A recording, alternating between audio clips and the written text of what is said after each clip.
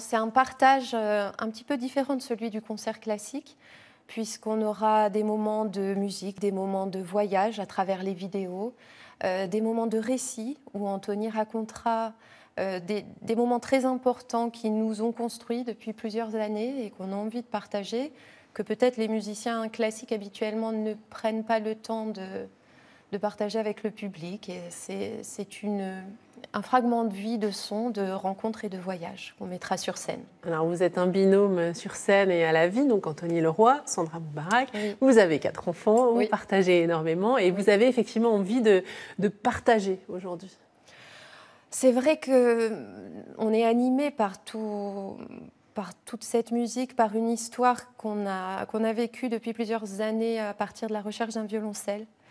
Et en fait, ça a déclenché tellement de choses en nous, de rencontres, de découvertes. Ça a provoqué des envies de voyage, de partir. Ça nous construit. Anthony aussi a composé. Enfin, c'est vraiment un bout de chemin qu'on a envie de marquer d'une pierre blanche, donc d'un premier spectacle.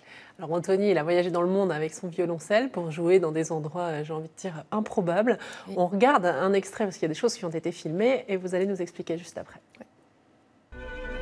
Il fallait que je parte avec mon compagnon à cordes, explorer les sonorités de ces salles de concert dessinées par la nature, écouter les résonances mystérieuses de ces lieux, interpréter des chefs-d'œuvre de la musique classique.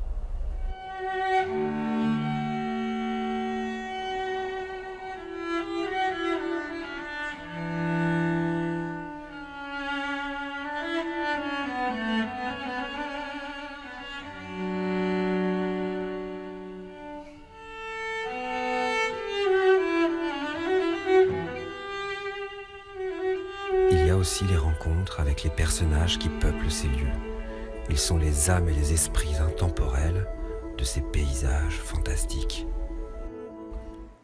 Alors on retrouve la plume dans cette vidéo. On la voit voler, on la voit aussi à la fin sur un éventail.